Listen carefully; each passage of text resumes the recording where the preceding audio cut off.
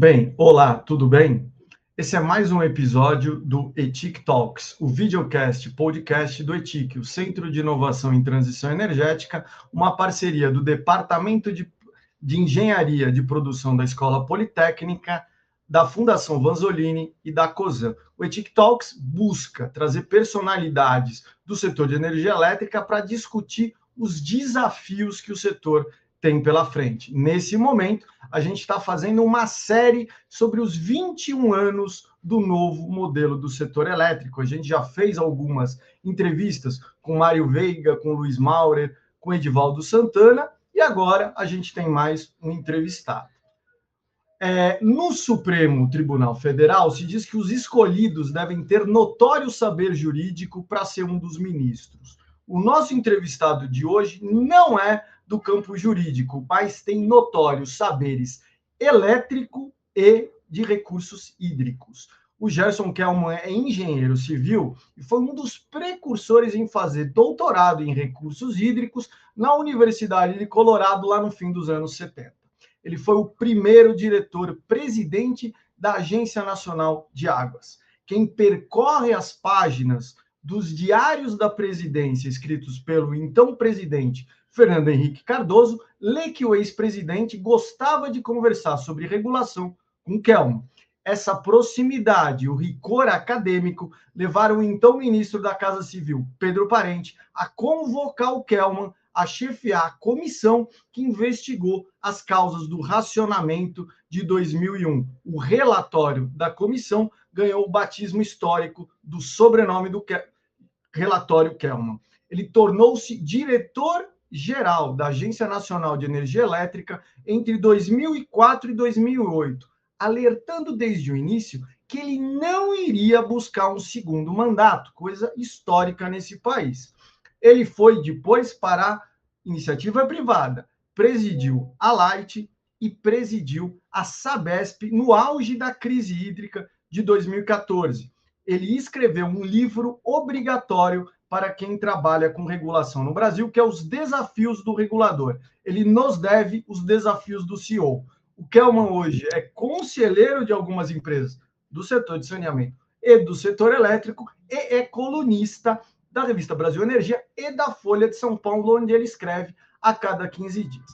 Depois dessa introdução do currículo, Kelman, a pergunta é, você que ingressou no setor elétrico lá no meio da década de 70, no CEPEL, assistiu o setor elétrico nessa evolução ao longo dos 50 anos, vendo um modelo que ali era estatal, um modelo que depois foi aberto. Como é que se enxerga hoje os desafios do setor? Quem lê as suas colunas vê que você traz um panorama complexo do setor hoje. É um momento preocupante, para dizer o mínimo? Eu acho que nós estamos num momento preocupante. Enfim, não consigo, nessas colunas que você faz referência, esses textos, artigos, eu não consigo refrear a minha preocupação. Porque nós evoluímos de um sistema em que tínhamos um planejamento muito sólido, muito integrado, né, do Brasil estatal, digamos assim, mas que faltava dinheiro. Então nós tivemos problemas para um setor muito fragmentado hoje, em que os sinais econômicos estão ficando. É possível num setor fragmentado você ter uma coerência em direção à otimização do sistema, garantia de suprimento, enfim, todas as qualidades que nós queremos de um setor elétrico, é possível tendo sinais econômicos apropriados. Quer dizer, no fundo, é a ideia do capitalismo, né? Que cada um buscando os seus próprios interesses acaba, se os preços estiverem corretos, né, acaba contribuindo para o interesse coletivo. Esse é o conceito. Da mão invisível do Adam Smith. O que nós temos hoje no setor elétrico é uma deformação do que seria o conceito do capitalismo. Nós temos produção crescendo não porque tem aumento de demanda, e sim porque tem um canibalismo entre diferentes setores do mercado. né, o, o esvaziamento dos melhores consumidores que estão no mercado cativo indo ou para o mercado livre, ou parte da carga sendo atendida pela geração distribuída, o que é muito bom. Quer dizer, avanços tecnológicos que, paradoxalmente, deveriam ser festejados, mas em vez de contribuir para a maior segurança do sistema, por sinais econômicos errados, estão levando a um desequilíbrio muito grande, que a gente pode aprofundar aí ao longo da conversa. Mas, em síntese, você me perguntou, estou preocupado? Estou muito preocupado. Acho que continuando como estamos, teremos um colapso do setor em algum tempo. Como que é esse desequilíbrio, Kelman? Você estava falando, os sinais econômicos, eles não estão corretos, eles não estão adequados. Isso quer dizer, a matriz de risco ela não está alocada adequadamente, porque esses sinais econômicos não estão, né? Primeiro, a origem. Né? A origem disso foi a fragmentação política do setor em diferentes interesses localizados. Né? Cada fonte de geração, cada tipo de geração, cada pequeno nicho do setor elétrico, olhando o seu umbigo, olhando o seu interesse e com assim, sofismas. Eu vou citar o mais comum, que me parece o mais desagradável, aquela campanha, por exemplo, de querem taxar o sol, coisas que quer dizer, até comprometem a imagem de quem propõe esse tipo de desinformação, eu diria. Né? Então, a origem foi essa fragmentação e o envolvimento do Congresso Nacional, que tem essa... Eu sou suficientemente velho para ter presenciado, acompanhado muitas versões do Congresso Nacional. Penso que essa atual é uma das piores, se não for a pior. Né? Nós temos um Congresso temos parlamentares brilhantes, excelentes, né? Arnaldo Jardim, para citar um, mas são vários, muito bons. Mas, no conjunto, temos um Congresso Nacional também fracionado nos seus interesses específicos, essas emendas parlamentares, um caldo de cultura que leva a examinar, vamos dizer, a passar legislação e atuação política que beneficia alguns setores, alguns grupos de interessados, com prejuízo da coletividade. Aí, quer dizer, chegamos ao conceito de subsídios cruzados, né, que a gente tem a CDE crescendo exponencialmente, subsídios cruzados e cada vez querendo mais e cada vez mais, fazendo com que a atuação racional de alguns consumidores, por exemplo, não tem nada de errado ter placa solar no telhado, nada de errado, muito bom. Agora, não às custas de um subsídio cruzado bestial, em que os consumidores cativos pagam uma parte desse benefício para os que conseguem comprar placa. Para dizer um caso. O outro é você ter um incentivo para uma autoprodução fake. Não tem, na realidade, o sujeito não é autoprodutor no sentido clássico do que era autoprodutor, mas se beneficia. Eu não estou acusando quem faz uso dessas brechas de legislação, mas nós temos que, como em 2004, eu acho que está chegando um pouco a hora de olhar o conjunto das regras do setor elétrico e dar uma arrumada. É claro que dar uma arrumada respeitando os equívocos legados. Né? Quer dizer, é preciso que o passado seja previsível, mas não é possível continuar com tantos equívocos. Está na hora de uma reforma. Eu não sou o único, quase todo mundo fala disso. É preciso de uma reforma do setor elétrico. É possível fazer uma reforma do setor elétrico que dê uma mínima arrumada em um momento que você inicia a entrevista falando sobre essa fragmentação política, interesses localizados e uma fragmentação política dentro de um legislativo cujos interesses também têm prevalecido sobre executivos, sobre outras áreas? Como é que você vê essa possibilidade, a viabilidade de uma reforma que arrume minimamente o setor? Eu adoraria poder responder dizendo assim,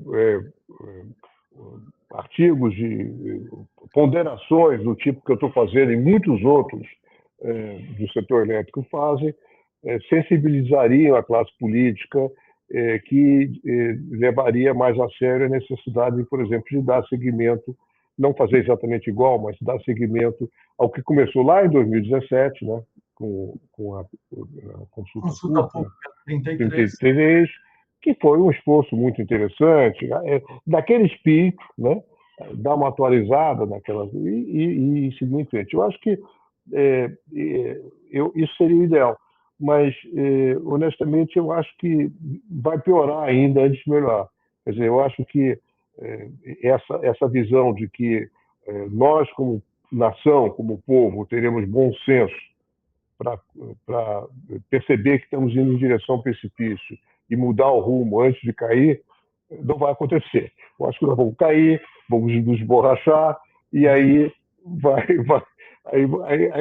ter. Eu gostaria de estar errado, mas temo que seja como eu estou dizendo. Na verdade, aí seria uma segunda grande crise desde 2001, que já foi uma grande crise, né? O país teve que racionar ali em alguns meses, durante 7 meses, pelo menos, 20% da energia elétrica.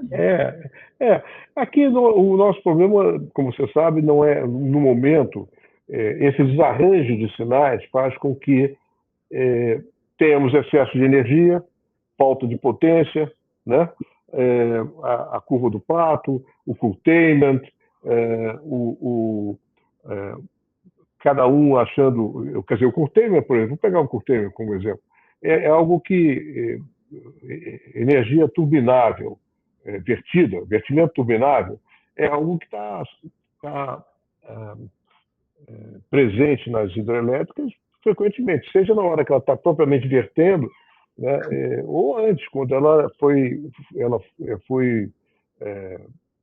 não pôde gerar, porque tinha fontes não despacháveis com maior prioridade de despacho.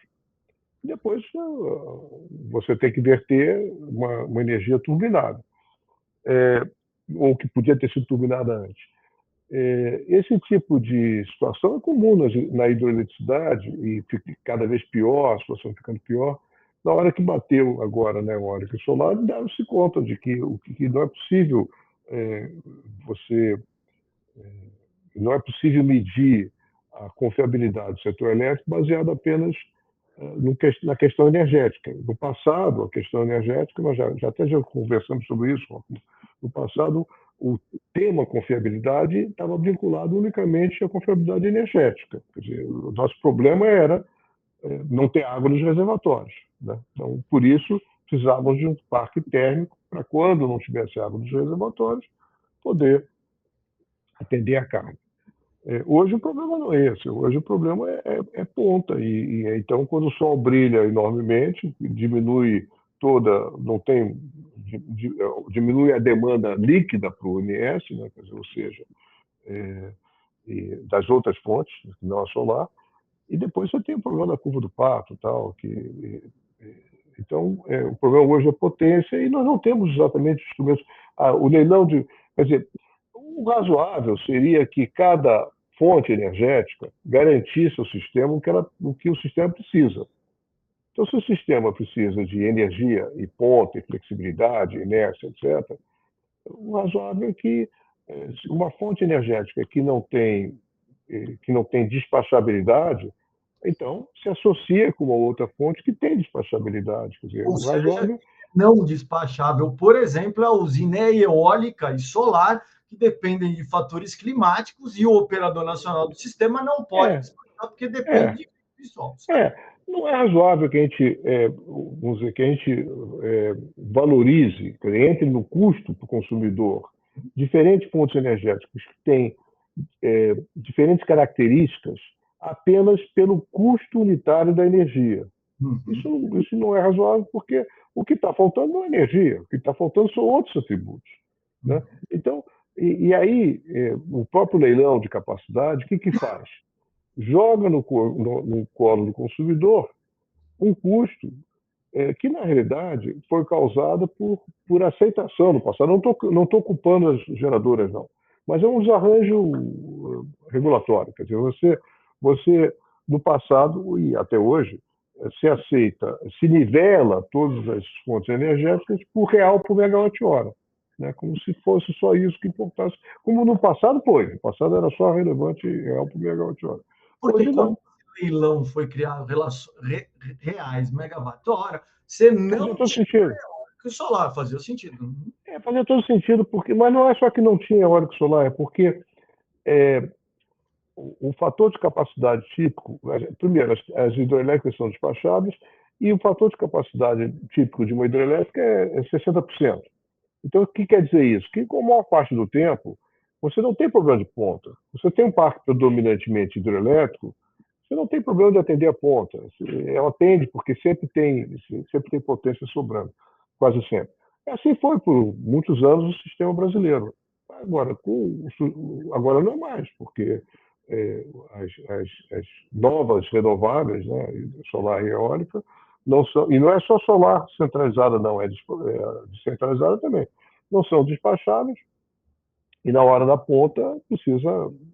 Então, quer dizer, o razoável seria que uma usina entre no sistema, para poder comparar, ela teria que ter propriedades análogas, né, às outras que são despachadas, tem ponta, etc. Tinha que ter, no fundo, usinas que atendem alguns requisitos, mas não outros, elas tinham que se associar para ofertar ao sistema o que o sistema precisa.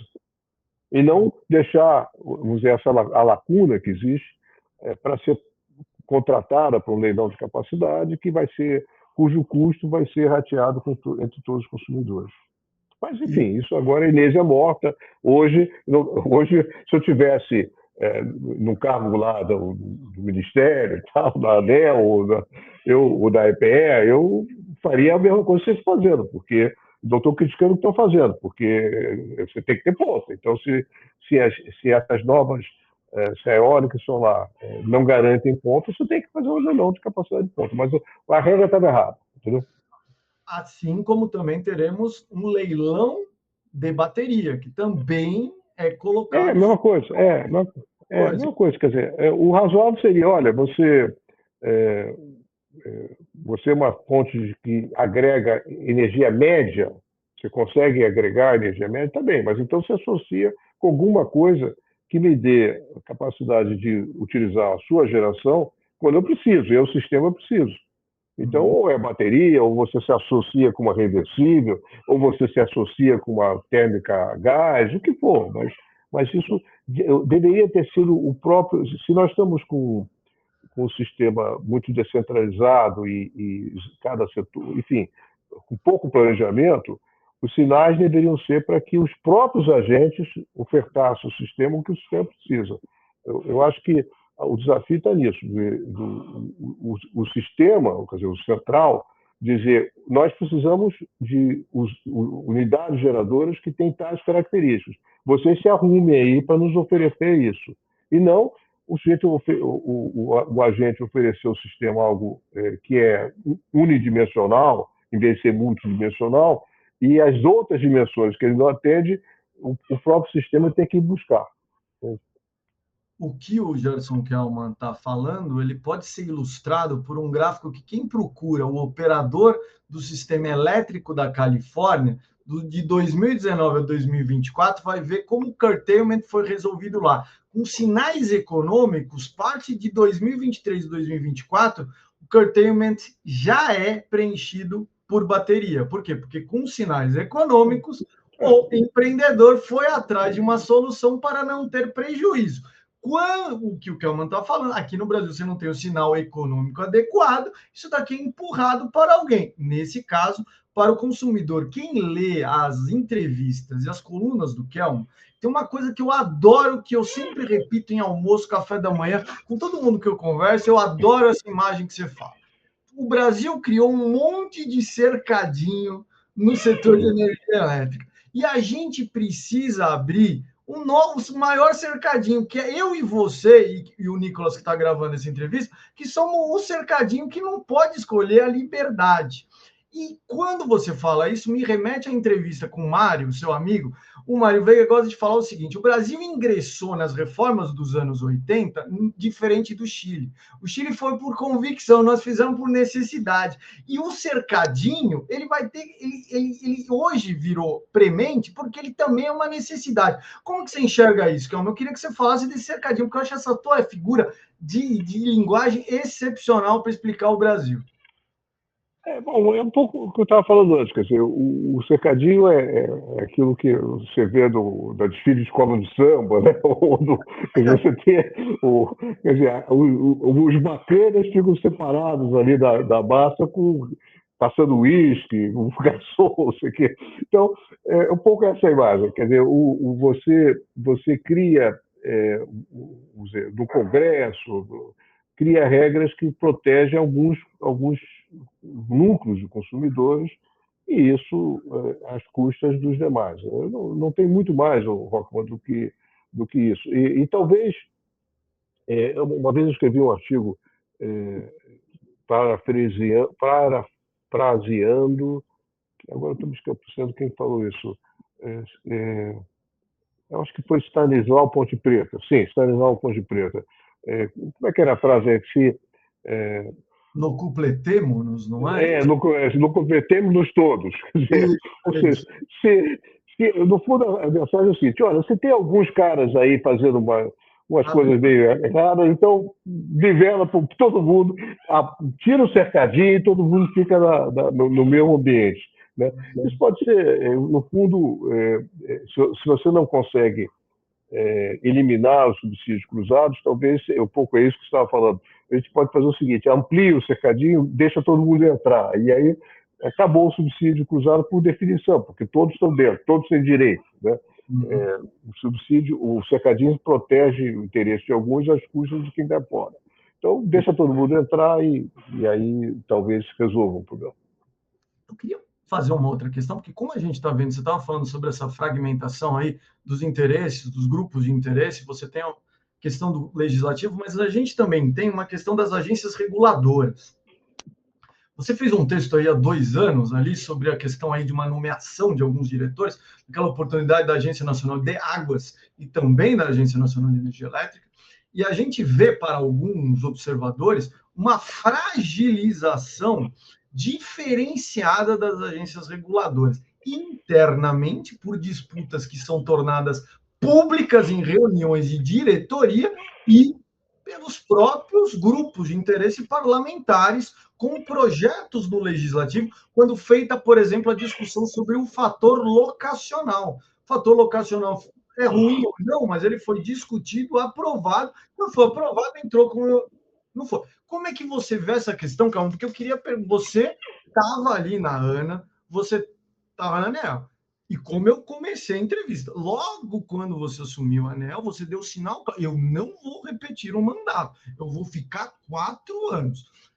Como é que você vê essa fragilização interna e externa? Porque essa fragilização ela é um sinal de como a governança do setor elétrico está desarrumada. De fato, eu vejo uma decadência. Não quero falar mal dos diretores, quer dizer, de quem está nas agências hoje com essa responsabilidade, mas eu vejo uma decadência. Quer dizer, quando eu fui para a ANA, quer dizer, eu também não quero parecer que o passado era dar uma visão idílica do passado. Vou aqui revelar até alguns bastidores, digamos. Eu não sei se já contei isso alguma vez ou não, mas quando eu fui para a ANA, foi em 2000. A ANA foi criada em julho de 2000 pelo governo Fernando Henrique Cardoso.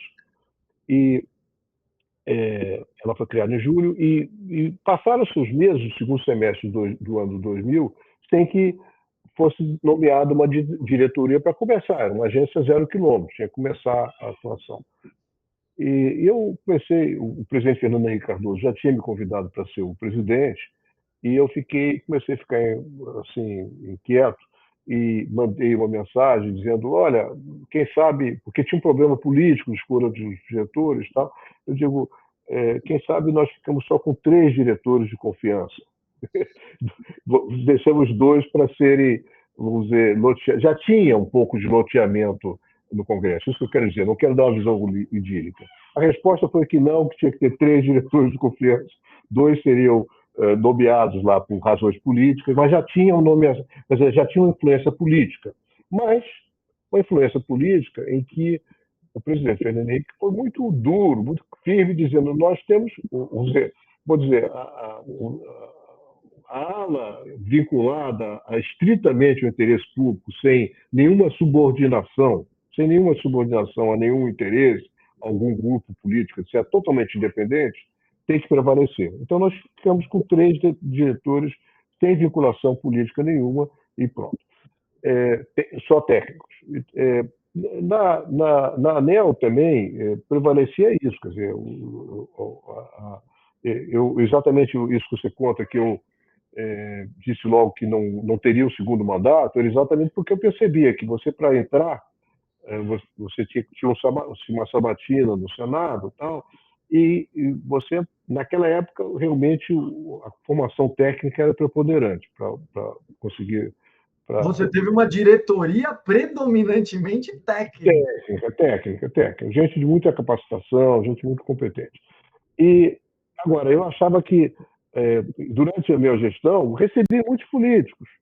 Não estou querendo dizer que os pedidos, a influência, ou a interlocução com os políticos é sempre errada. Não é isso que eu estou dizendo. Mas alguns eram. Alguns queriam favores que eu não acatei. Vários vieram com solicitações que eu atendi gentilmente e disse não.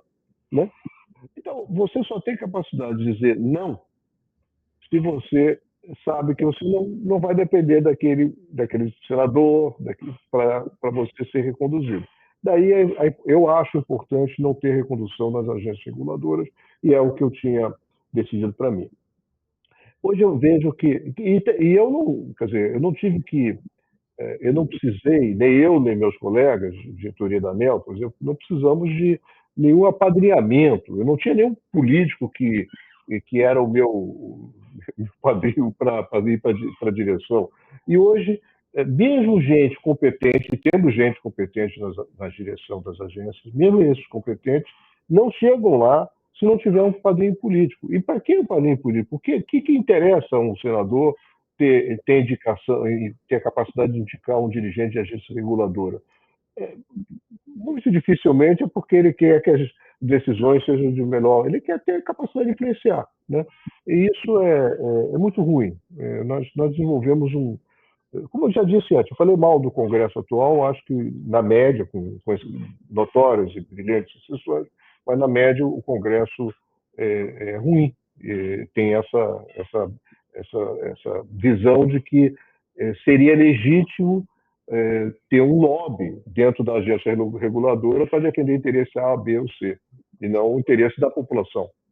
Agora, eu queria te fazer uma pergunta, porque você assistiu às agências reguladoras em 2 momentos, como dirigente delas, sem a existência de uma lei das agências reguladoras, e observador após a lei das agências.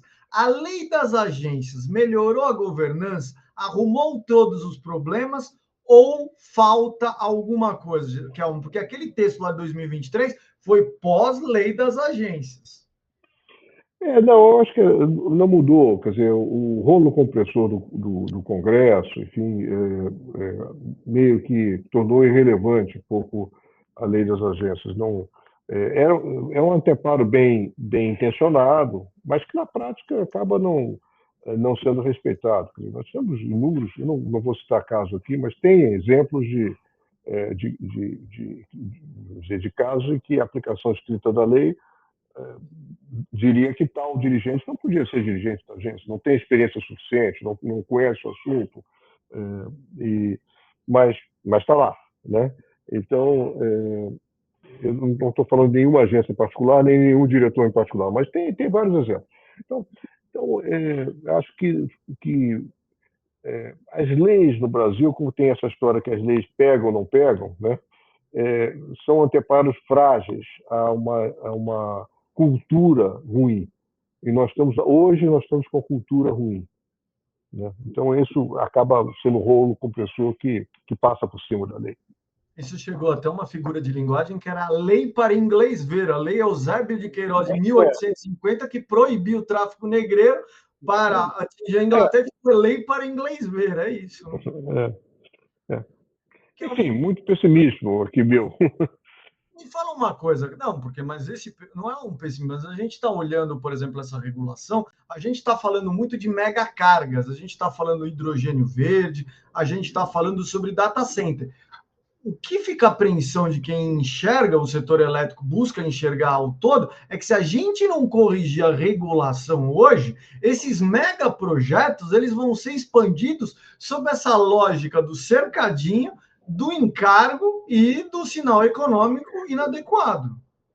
Isso, quer dizer, o que eu quis dizer aqui, o que seria um colapso do setor? Né? Primeiro, essas cargas são bem-vindas, né?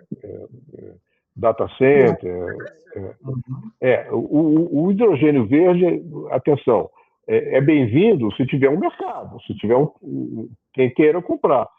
Uma coisa que seria absolutamente abominável seria o consumidor brasileiro de energia elétrica subsidiar o hidrogênio verde para ou exportar o próprio hidrogênio verde na forma de amônia ou outra coisa qualquer, ou da forma de produtos de baixo carbono para exportação. Quer dizer, nós subsidiarmos europeus com produtos de baixo carbono seria uma coisa detestável. Mas como tem um lobby, tudo tem lobby, né? Pode ser que acaba alguém dizendo não, a gente tem que sair na frente, o momento... Nós tem isso, né? O momento do governo dar subsídio para produzir hidrogênio verde, isso é detestável, né? Se tiver mercado, ótimo. Nós temos energia renovável, maravilha. Data center, idem. E nós temos sobra de energia. Então, quer dizer, unir o útil ao agradável, tudo bem. Agora, o que seria, quando eu fico falando do colapso e tal, o que eu quero dizer com colapso e tal? Quero dizer o seguinte, aqui vai se colocando mais e mais custos na conta de luz da Dona Maria e ela não tem capacidade de pagar. Quer dizer,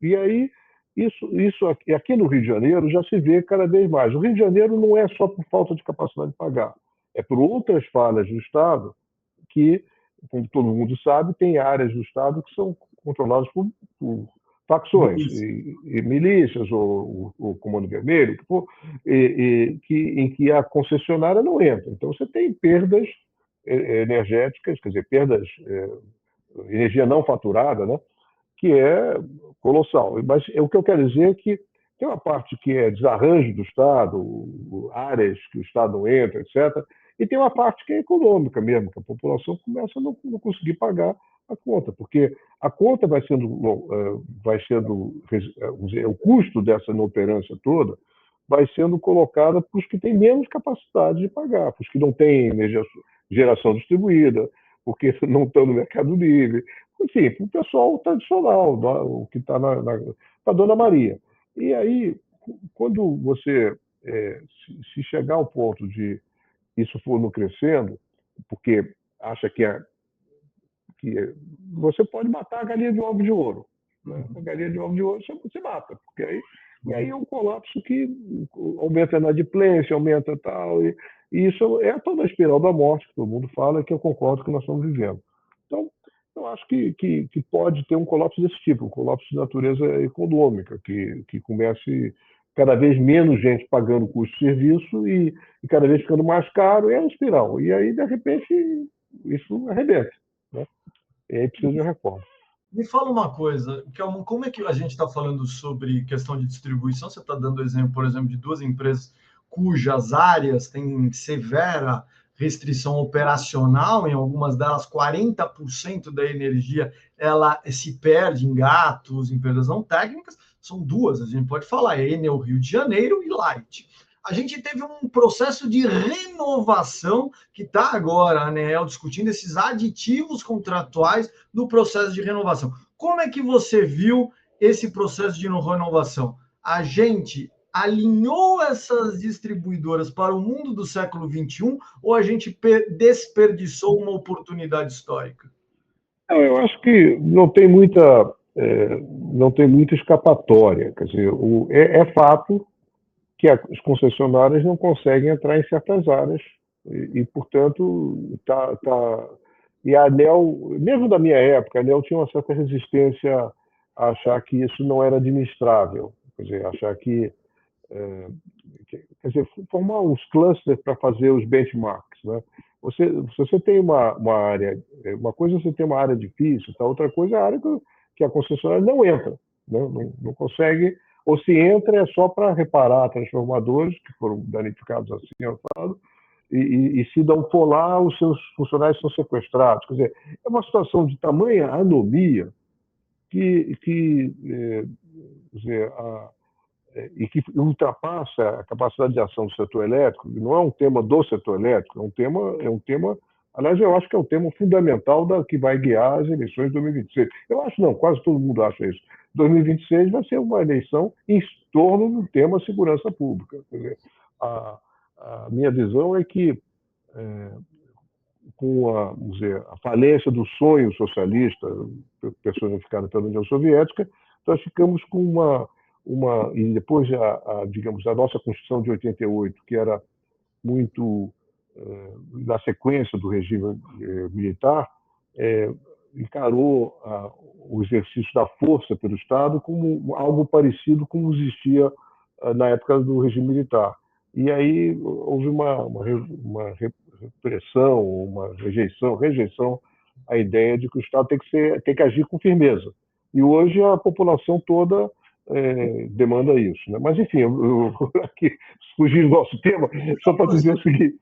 Mas eu queria retomar uma coisa. Talvez vocês saibam, o Rio de Janeiro dividiu em 4 áreas para concessão de água e esgoto e concedeu essas 4 áreas para concessionárias privadas, sendo que em algumas dessas áreas as concessionárias enfrentam dificuldades como as concessionárias de energia elétrica.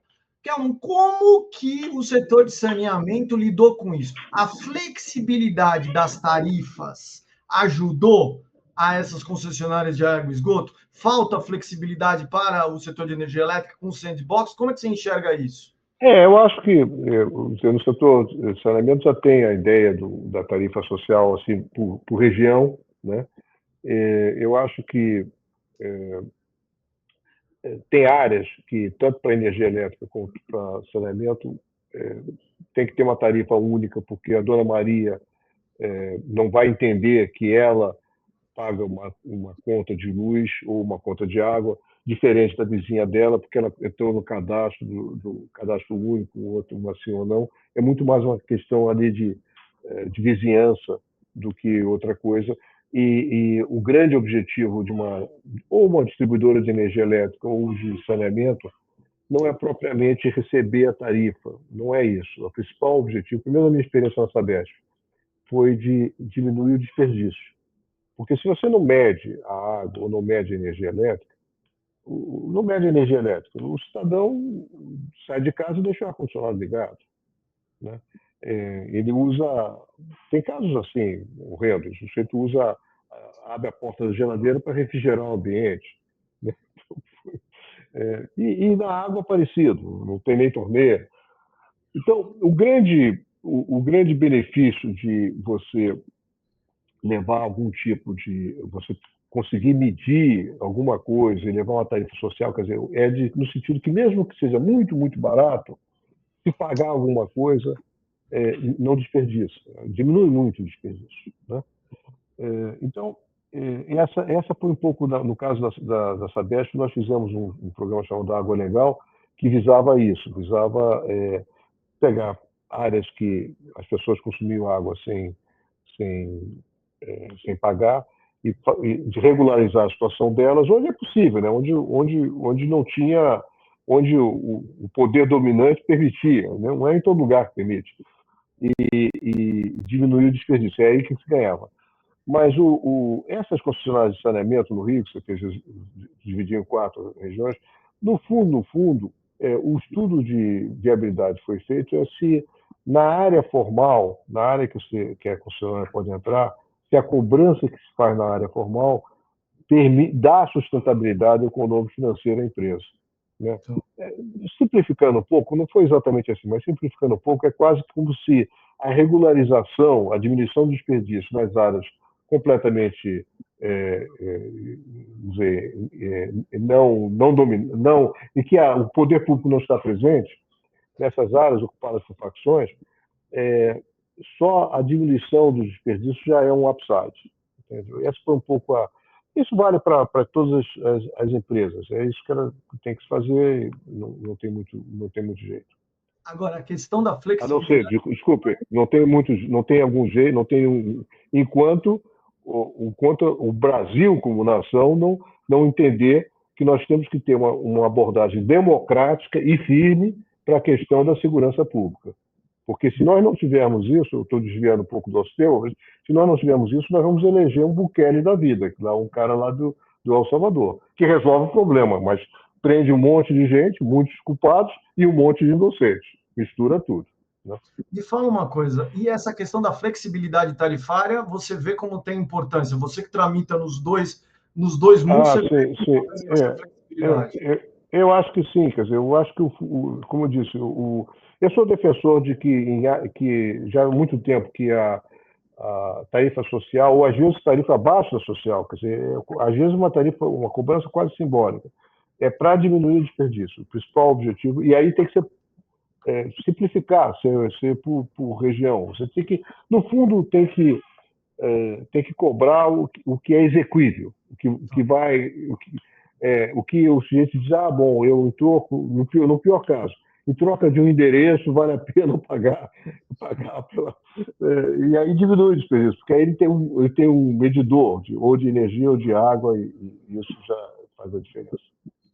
Me fala uma coisa, Kelman, nessa questão de governança do setor de energia elétrica, o que você acha que tem que ser arrumado a governança? A governança a gente tem a formulação do novo modelo, você tem o Ministério de Minas e Energia que formula a política pública, você tem a agência reguladora, você tem o operador nacional do sistema, você tem a empresa de pesquisa energética que faz planejamento. Você escreveu um artigo na Folha de São Paulo falando sobre essa questão e falando sobre a importância da independência, ainda mais com a complexidade da operação do setor elétrico, ou seja, a realidade física do setor mudou, ficou mais complexa, se tornou mais importante a independência de alguns.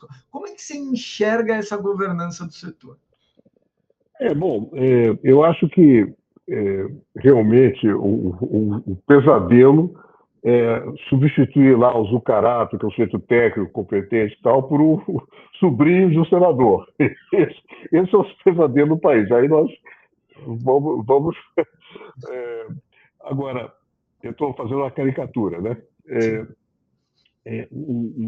Eu acho que o coração ali da operação, o ONS, é a fortaleza técnica que não pode ser, tem que ser protegida com o máximo, porque essa é o dia a dia, o despacho, é o tempo real.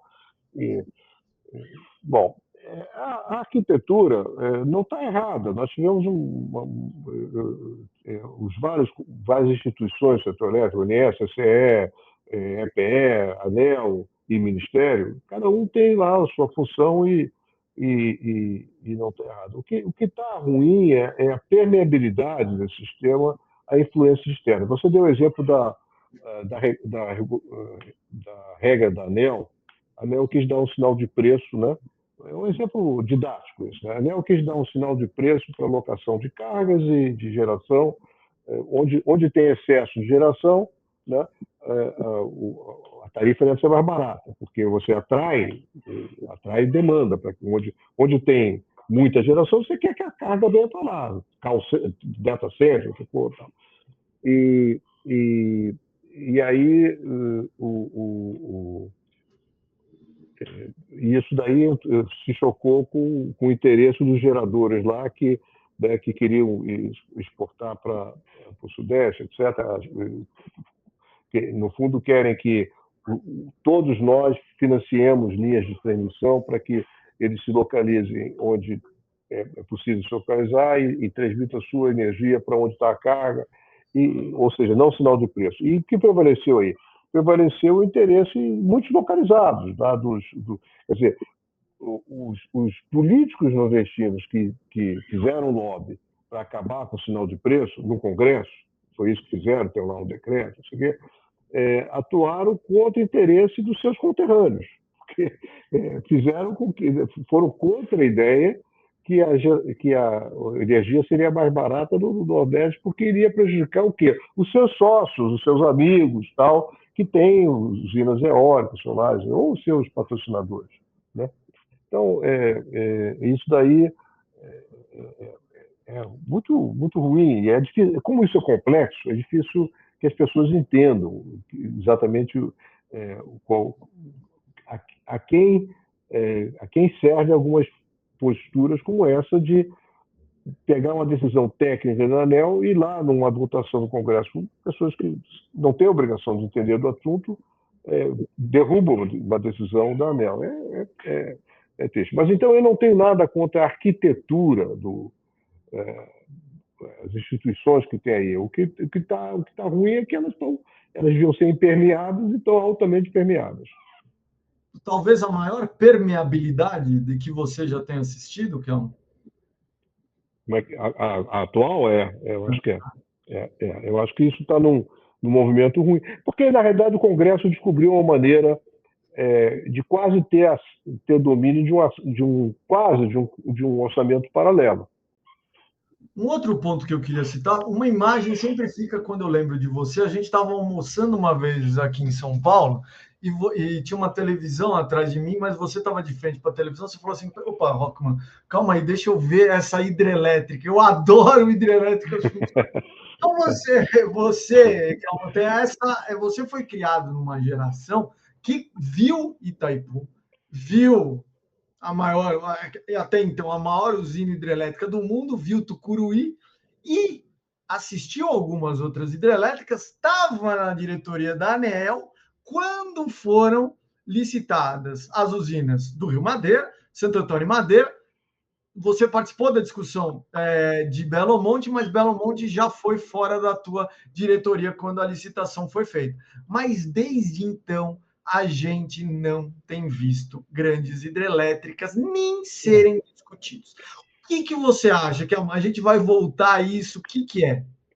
Eu penso que, quer dizer, eu tenho, de fato, fazer um disclaimer, eu tenho um bias favorável à hidrelétrica, eu gosto de hidrelétrica, mas acho que não faz sentido, eu não quero aqui repetir essa minha apreciação por hidrelétricas não deve se traduzir no que eu estou criticando, que são lobbies que dizem nós precisamos de solar porque é renovável, nós precisamos de eólico porque é isso, nós precisamos de gás natural porque é o combustível da transição. Enfim, eu não quero me colocar aqui no cercadinho das hidrelétricas. Então, eu faço o disclaimer dizendo o seguinte: a hidrelétrica e todas as fontes só devem se viabilizar se forem competitivas para o que o país precisa em termos de segurança energética. E segurança energética, elétrica, enfim, segurança do sistema. Então, portanto, boa qualidade de serviço para o consumidor. Então, agora, dito isso, eu acho que nós, historicamente, passamos por um processo muito ruim em relação às hidrelétricas, em que elas foram apenas avaliadas pelos impactos locais que elas causam. Então, quando você constrói uma hidrelétrica, é uma obra de grande porte e ela causa impactos, em geral, negativos no local onde estão. Mas os impactos positivos, numa escala maior, na escala do país, ou mesmo global, em termos de emissão de gases de efeito de estufa, esses, em geral, não são nunca percebidos. E agora, com a preocupação grande com não só ter uma fonte renovável, mas ter uma fonte renovável despachável, faz com que as hidrelétricas estejam voltando no mundo à cena. Quer dizer, as pessoas vários países estão examinando se tem ainda potencial hidráulico para construir hidrelétricas, seja as tradicionais ou seja as reversíveis, né? Aquelas que energeticamente consomem energia, é um sorvedouro de energia, mas em termos de potência, que é o que está faltando agora, trazem grande versatilidade ao setor. Então, eu acho que tem uma boa chance que nós voltemos a ter uma uma nova onda de hidrelétricas reversíveis ou tradicionais, a não ser que as baterias tenham uma evolução tecnológica fantástica, como teve as placas fotovoltaicas, né? E aí, se tiver baterias com capacidade de armazenamento de energia de grande escala, porque nós temos capacidade de pouca energia sendo armazenada, mas se for em grande escala, como o sistema precisa, por muito tempo e muita energia, que as reversíveis conseguem, né? As baterias hoje não conseguem, as reversíveis conseguem, mas enfim, depende da evolução tecnológica das baterias. Mas e aí, engaixando, o meu último artigo na Folha, que foi anteontem, eu falei da decisão do ministro Dino sobre terras indígenas. Porque as terras indígenas têm uma coisa em comum com a margem equatorial. Você não pode estudar. A margem equatorial, a disputa entre Petrobras e IBAMA não é sobre produção de óleo agora. É assim, se a Petrobras pode fazer uma investigação, se tem ou não tem óleo, né? E isso está proibido de fazer esse estudo. E no caso de hidrelétrica é parecido, porque nós temos há décadas, uma proibição de fazer investigação sobre potencial hidráulico em terras indígenas. Dentro de uma lógica que os indígenas têm que ser sempre tutelados, né, pela FUNAI e tal, que eles não são capazes de decidir. Quando a gente olha outros países, olha o Canadá, por exemplo, você vê que os indígenas no Canadá eles recebem recursos, participação no que as atividades empresariais nas suas terras resultam. E isso não é um caminhão de dinheiro que se despeja em cima do cacique de plantão. E sim, é uma coisa que beneficia gerações de indígenas. Quer dizer, ou seja, é dentro de uma lógica que a comunidade indígena possivelmente quer mais se integrar ao restante da sociedade lá do Canadá ou seria aqui no Brasil. Nesse artigo, eu defendo o ponto de vista que acho que deve caber às comunidades indígenas decidirem se querem se integrar mais ou menos ao restante da sociedade brasileira e não à FUNAI. Porque, quer dizer, nós brancos, enfim, nós não indígenas, deveríamos ter uma certa humildade de entender que cabe a eles, indígenas, decidir o que é melhor para eles, e não nós decidimos por eles. E aí, bom, tudo isso para dar a volta, porque dessa lógica de que os indígenas, decisão do ministro Dino, poderão ser chamados quer dizer, participar da atividade, do resultado da atividade econômica, pode ser que as próprias comunidades indígenas comecem a pedir que se faça investigação em seus territórios para verificar se tem vocação de produção hidrelétrica ou não. E muitas terão, eu acho. Eu acho que muitas terão. A gente tem que estudar e ver e tal. Mas acho que abre uma possibilidade de ganha-ganha. Ganha para as comunidades indígenas e ganha para o restante da população brasileira também. Em vez de ser hoje, em que, como atividades legais são proibidas em terras indígenas, o que nós temos hoje são atividades ilegais, o garimpo ilegal, o corte de árvores, e tudo que é ilegal, vamos dizer, trazendo sofrimento para os indígenas é o que está acontecendo. Talvez a gente possa virar esse jogo para atividades legais que tragam benefício para eles, se eles quiserem. Duas coisas, pontuando, antes de fazer uma pergunta para o Jeff, ele pontuando o seguinte: 70% do potencial hidrelétrico brasileiro está na região amazônica. E boa parte dele em terra indígena, por isso que o Kelman falou sobre essa questão da terra indígena. A ideia do Kelman, do que o Canadá faz com os royalties da produção hidrelétrica, já foi discutida algumas vezes no governo Lula 1, 2, Dilma 1, 2, Maurício Tolmasquim, quando era secretário executivo do Ministério de Minas e Energia, presidente da EPE, levou essa ideia algumas vezes em discussão.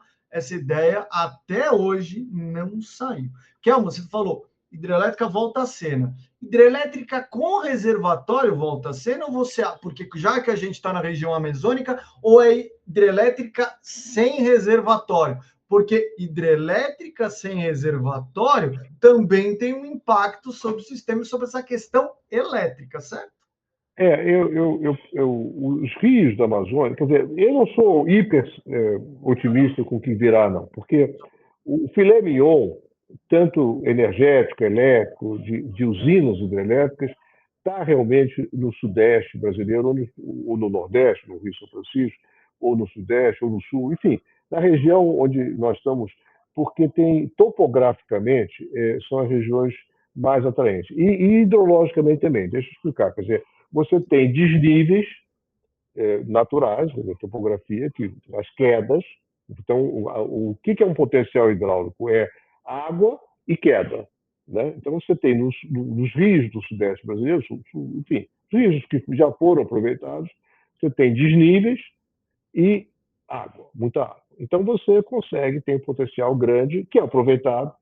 E como há uma variação hidrológica ao longo do ano e de ano para ano, você tem que criar um reservatório para estocar o excesso de água quando correr e ser usada essa água quando tiver falta. E essa regularização não beneficia apenas o setor elétrico, não é só para a produção de energia elétrica, beneficia todos os setores usuários da água, abastecimento das cidades. Se não tivesse setor elétrico, muitas cidades teriam falta d'água, mas é exatamente a regularização que os reservatórios do setor elétrico causam que mantém as cidades com confiabilidade hídrica. Né? Então, o ideal é a construção de usinas hidrelétricas com reservatório para você. Quando você vai para o Nordeste, é pior, para o Norte, para a Amazônia, é pior nos dois aspectos.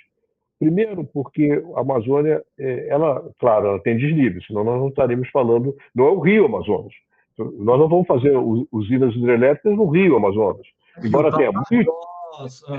embora o Rio Amazonas tenha muita água, ele não tem queda. Então, não é o Rio Amazonas. Alguns afluentes no Amazonas têm quedas e, portanto, tem potencial hidráulico. Agora, a variação, vamos dizer, a área que seria inundada, em geral, é muito grande. Quer dizer, não há muito, eu não sou tão otimista, quer dizer, não há muitos locais onde você pode fazer reservatórios, mas há alguns, e não deveriam ser desperdiçados. E é preciso estudar melhor as terras indígenas, se os indígenas quiserem, porque, eventualmente, tem alguma joia lá escondida que a gente pode ter uma combinação de queda e capacidade de armazenar água num volume, armazenar água numa área não tão grande, né, que não de tanto. Então, mas, enfim, eu gostaria de ter com reservatórios. Né? Eu esqueci de dizer, os rios da Amazônia variam demais, muito mais do que a sazonalidade é muito mais existente, muito mais forte do que nos rios do Sudeste. Então, seria bom que tivesse isso. Agora, deixa eu também falar sobre a questão do potencial hidráulico. Eu andei vendo recentemente, até com o Rafael, meu filho, que existe um potencial razoável ainda de pequenas quedas. E é possível ter uma abordagem para aproveitamento das pequenas quedas em rios já com aproveitamentos existentes, com uma concepção diferente. Em vez de fazer projetos, digamos, sob medida, como se fosse tailor-made, fazer projetos assim meio padrão, em que você usa, você não encomenda uma turbina para aquele local, você usa muitas turbinas off-shell e com pequenas quedas de 4 metros, coisas assim, tem ainda um potencial a ser explorado nesse contexto. Claro, se as características das usinas hidrelétricas foram reconhecidas nas suas todas as dimensões, em termos de energia, potência, inércia, enfim, se tudo for valorizado. Onde? Aqui na região sudeste, esse potencial tem ainda alguns potenciais que não foram utilizados, pequenas quedas que não foram ainda utilizadas e que dão origem a PCH, não é usinas a fio d'água, mas quer dizer, é possível desenvolver isso com uma visão análoga, de certa maneira, ao que deu origem ao sucesso das placas fotovoltaicas, porque o sucesso das placas fotovoltaicas pode ser dito assim, olha, é uma produção em massa, então você produz tudo igualzinho, você não tem nada submetido, é tudo padrão. Então, tudo que conseguir ter uma abordagem mais padronizada tende a ser mais barato. Aliás, na produção de energia nuclear, é a mesma coisa, né? Quer dizer, o que está se buscando agora, em vez de ter projetos sob medida para usinas nucleares, cada uma diferente da outra, você ter pequenas usinas nucleares modulares, com um projeto, com um conceito, não tem nada a ver com o projeto, mas com um conceito análogo ao que levou ao sucesso das placas fotovoltaicas. Eu queria te fazer a última pergunta sobre essa questão dessa integração do setor elétrico com o setor hídrico, o uso consultivo da água. Quando a gente fala, por exemplo, em data center exige refrigeração. Quando a gente fala, pô, vai precisar ter um monte de termoelétrica, lembra que também vai precisar de ar. Como é que fica essa questão entre os dois, essa gestão do recurso energético com gestão de recurso hídrico? Esse é o grande desafio que a gente vai ter nos próximos anos, Kelmo? Eu acho que se já era. Quer dizer, você vê o seguinte, quer dizer, mesmo fora do setor energético, você tem outros setores da água. Você vê, por exemplo, o caso do Bacia do São Francisco, o uso das águas para a produção de energia na Chess. Você tem lá, já, sem falar em data centers, você já tem lá o uso da água do oeste da Bahia para a produção de alimentos. O uso da água no próprio, vamos dizer, as margens do São Francisco, Petrolina, Juazeiro, para a produção de frutas, né? E o uso da água pela Chess, produção de energia elétrica. E o uso da água para transposição para o uso lá da Paraíba, do Rio Grande do Norte, Ceará. Bom, então o conflito está estabelecido aí. Quer dizer, eu não digo conflito, a disputa pela água está estabelecida, né? E ela só tende a se acirrar pelas razões que você aponta. Eu dediquei a vida um pouco a isso, quer dizer, que a ANA foi criada para exatamente para evitar a tragédia do uso do bem comum, quer dizer, que um bem que não, se você não tiver regras do uso do bem comum, que é a água disponível, cada um faz o que é melhor para si e resulta numa tragédia coletiva, né? Então, eu acho que cada vez mais o papel da ANA como gestor dos recursos hídricos, quer dizer, como alocação de água, vai ser mais forte. E eu ressalto, já que a gente está terminando, com um fator que me pareceu bom, uma notícia que me agradou. Há muito tempo eu tenho defendido a ideia de que várias restrições operativas às usinas hidrelétricas, restrições hidráulicas às usinas hidrelétricas, poderiam ser relaxadas com alguma obra de engenharia ou com alguma solução menos custosa para os consumidores de energia elétrica. Eu sempre dava o exemplo, você já deve ter visto, que tinha uma vazão mínima de efluente de Sobradinho de 1.300 metros cúbicos por segundo, que esvaziou o reservatório de Sobradinho, no São Francisco, e depois causou muitos problemas no Nordeste, falta de problema energético, porque se esvaziou o reservatório, porque na realidade tinha uma vazão mínima que era algo relacionado a nível, não era vazão, era nível. Então tinha uma solução mais simples. Qual é a notícia boa? Eu soube que tem a ANA e o INS estão revisando essas restrições hidráulicas para ver quais delas ainda se justificam e se elas têm algum tipo de solução mais barata, mais economicamente mais interessante para os brasileiros em geral. Se você tiver menos restrições, você opera melhor, você com a mesma água produz mais energia e você atende melhor a todos. Então, enfim, otimizar o sistema brasileiro é algo que ainda tem espaço para fazer isso. Como ficam os custos, Calma, dessas soluções se provam? Você sabe que esse eu defendo que idealmente esses custos iriam para o contribuinte, seria o país pagando. Mas eu defendo que, se identificadas essas melhorias, quer dizer, se forem, de fato, identificados. Né? Voltar àquele exemplo para ficar claro. Digamos que quando eu estava na ANEEL, a restrição de soltar 1.300 metros cúbicos por segundo de Sobradinho era uma restrição do IBAMA. Né? E era um absurdo, porque a vazão mínima histórica era 500 e pouco, 550 metros cúbicos por segundo. Então, obrigava-se a